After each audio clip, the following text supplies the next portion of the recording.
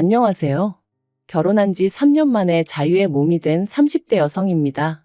결혼을 결심했을 당시만 하더라도 제가 이혼녀가 될 줄은 상상도 못했는데, 아무튼 오늘은 익명의 힘을 빌려 제 이야기도 하고 드리고 싶은 당부도 있어서 이렇게 컴퓨터 앞에 앉았습니다.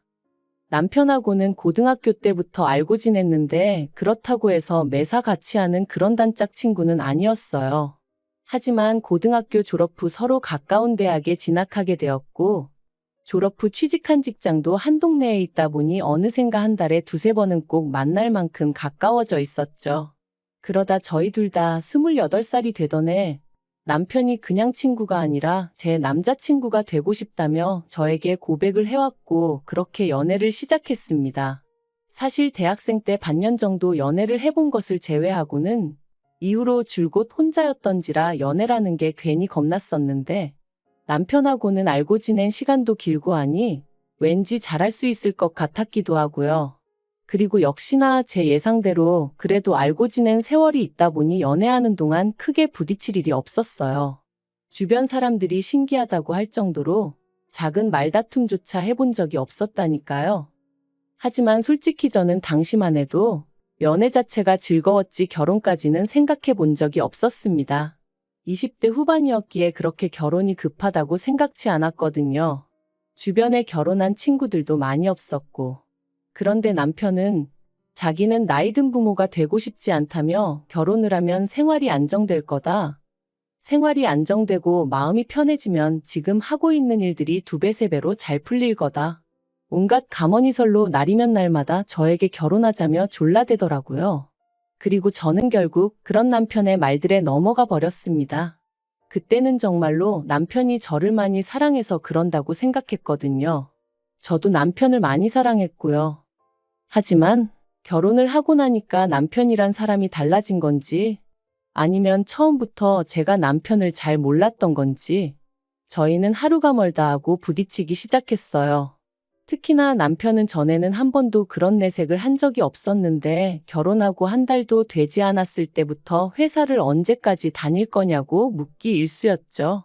제가 그게 무슨 말이냐 하면 자기가 돈을 못 버는 것도 아니고 자기 부모님, 그러니까 시부모님이 가진 재산도 많으니 집에서 편히 쉬었으면 좋겠다 했고요.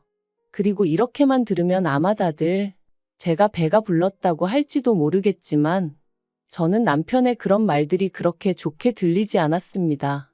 연애 때부터 남편에게 제가 얼마나 제 일을 사랑하는지, 자부심을 갖고 있는지 수도 없이 이야기했었는데 그런 제 생각은 전혀 존중해주지 않고 오로지 마치 제가 돈을 벌기 위해 회사 생활을 한다는 식으로 몰아가는 느낌이었으니까요. 그리고 그뿐만이 아니었습니다. 사실 직장 생활을 하다 보면 어쩔 수 없이 참석해야 하는 자리들 있잖아요. 거래처 미팅이라던가 회식이라던가.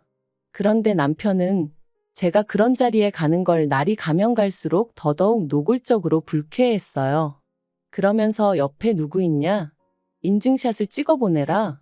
사진 말고 영상으로 남겨라.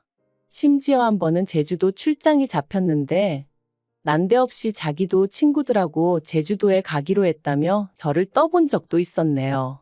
그리고 그때 처음 남편이 단순히 나를 사랑하는 게 아니라 집착을 하는 건가 그런 의심이 들면서 조금 무섭기도 하고 짜증나고 어이도 없고 그랬죠.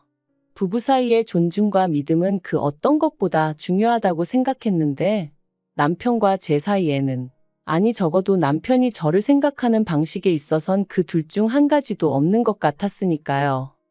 아무튼 그런 다툼이 반복될수록 저는 저대로 더더욱 회사 생활에 몰두했습니다.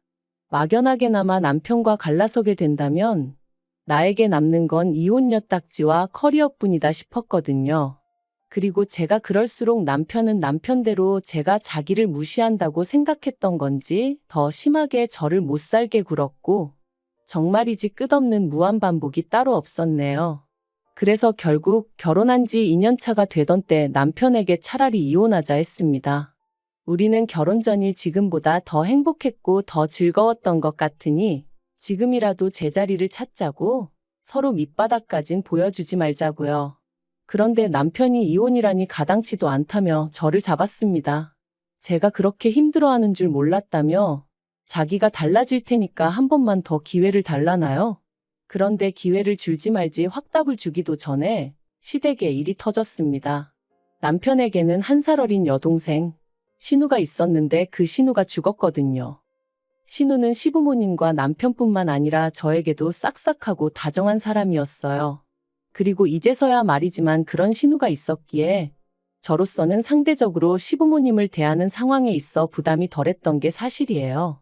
그런데 그런 신우가 언젠가부터 산에 오르면 가슴이 탁 트이는 것 같아서 비로소 숨을 쉬는 기분이라더니 그렇게 좋아하던 산에서 세상을 떠날 줄은 몰랐습니다. 나쁜 선택을 한 건 아니었고 같이 간 사람들 말로는 발을 헛디뎠대요. 그래서 미끄러졌는데 하필이면 거기가 절벽 같은 곳이었다고요.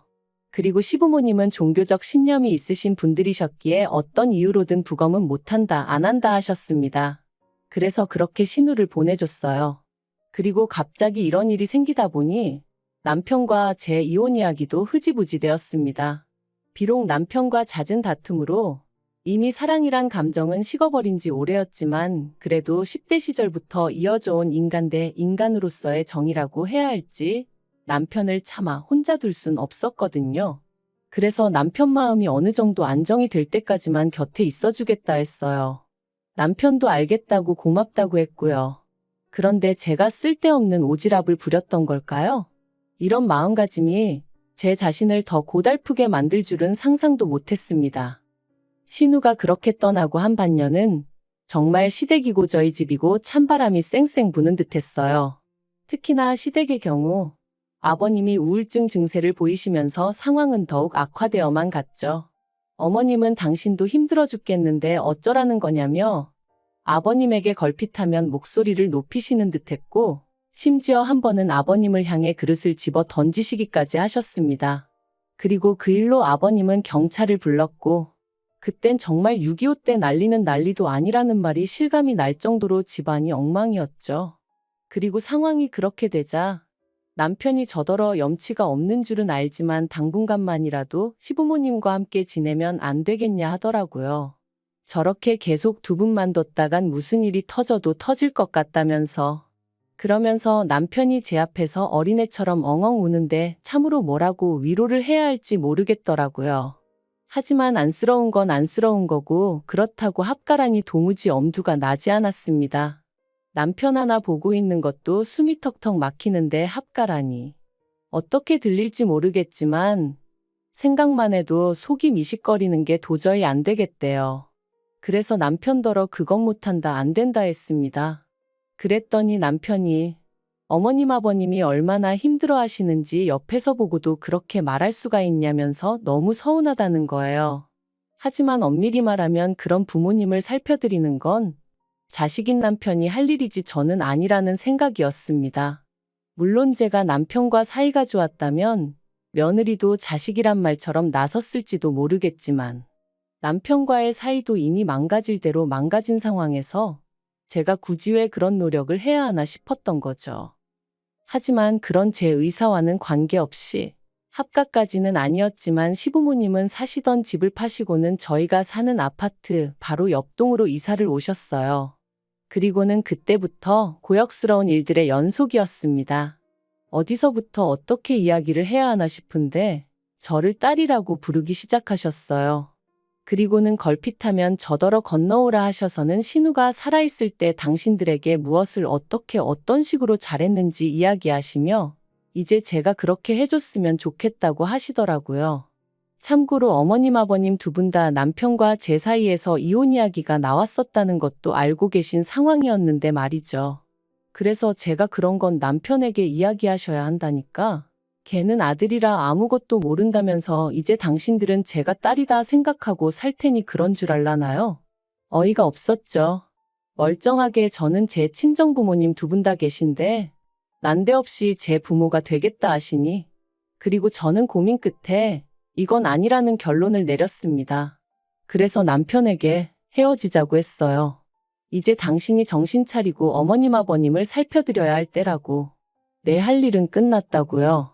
그랬더니 남편이 또다시 하루는 울고불고 매달렸다가 하루는 온갖 욕을 해대다가 사람을 정말 미치게 하는 거예요. 그리고 제가 이런 모진수모를 겪으면서도 버티고 있었던 건 솔직히 버텼다기보다는 갈 곳이 마땅치가 않았어요. 친정어머니는 예전부터 심장이 좋지 않으셨기에 충격을 드리고 싶지 않았거든요. 그래서 어떻게든 최대한 제 선에서 일을 마무리 짓고 때가 되면 조심스레 천천히 알려드릴 생각이었던 거죠. 그런데 남편이 이런 제 상황을 약점으로 생각하고 그런 식으로 나올 줄은 꿈에도 몰랐습니다. 제가 이혼의 뜻을 굽히지 않자 결국 남편은 체념한 듯이 알겠다고 했고, 그렇게 저는 말 그대로 비로소 자유의 몸이 되겠구나 싶은 생각에 얼마나 후련했는지 몰라요. 그런데 그런 대화가 오가고 바로 이튿날이었습니다. 친정아버지한테 전화가 걸려왔는데 친정아버지가 이게 다 무슨 소리냐면서 방금 최서방이 왔다 갔다는 거예요. 그리고는 너희 이혼하냐?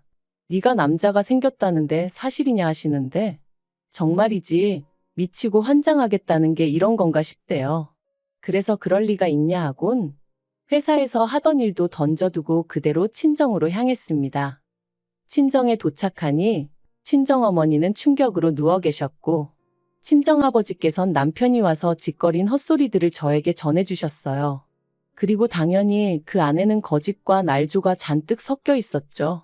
그래서 저는 그동안 엄마 아빠가 걱정하실까봐 말을 못했는데 사이가 안 좋았던 게 사실이라고 하지만 결코 내가 바람을 폈다거나 그런 일은 없다.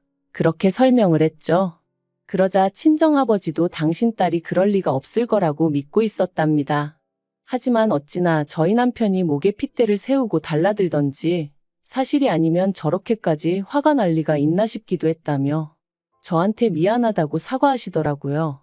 그래서 아니다, 오히려 그런 놈을 알아보지 못하고 결혼하겠다고든 제가 이 딸이 바보 같았다. 이런 일로 심력 끼쳐드려서 죄송하다 했죠. 그리고는 친정어머니께도 잘 말씀드리고 그렇게 저는 친정부모님한테서까지 이혼 허락을 받았습니다. 사실 저도 다 큰 성인인데 이혼 허락이라니 써놓고도 좀 그렇긴 한데 솔직히 이혼은 결혼만큼이나 중대사이고 그러니 친정부모님과 한 번쯤은 터놓고 상의를 하고 싶긴 했었거든요. 그래서 친정부모님이 너 편할 대로 너 행복할 것 같은 선택을 해라 하셨을 때 비로소 안심이 되더라고요. 저는 그 길로 다시 집으로 왔고 때마침 남편도 집에 있었습니다.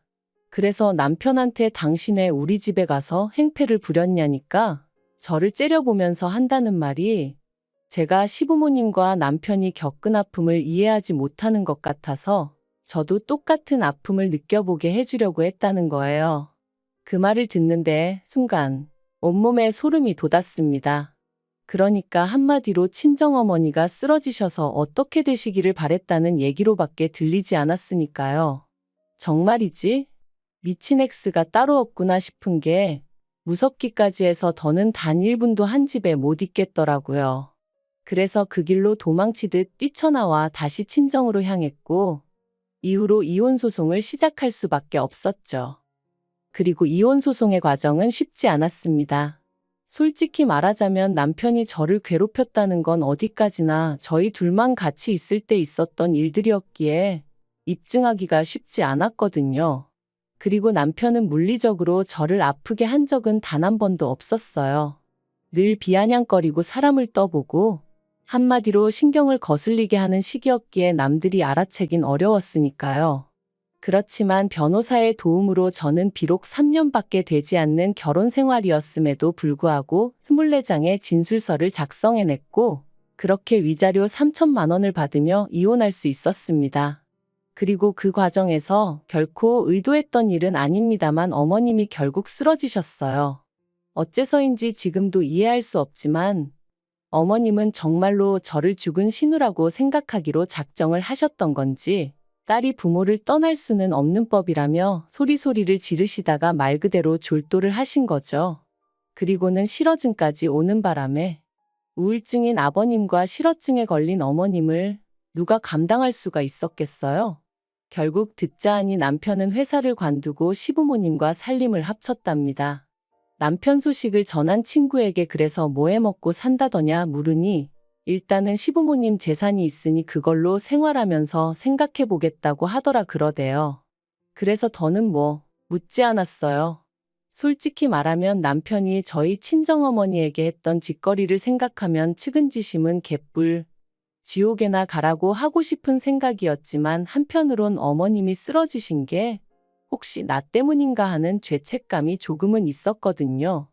그래서 잘 살아라까진 아니더라도 두 번 다시 너랑 나 마주치지 말자. 너는 너대로 나는 나대로 각자 갈 길 가자 그렇게 마음을 먹게 되었죠.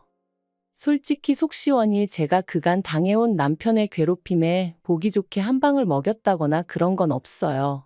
그렇기에 소위 어디 가서 저 잘했다고 할 이야기가 아니라는 것도 압니다.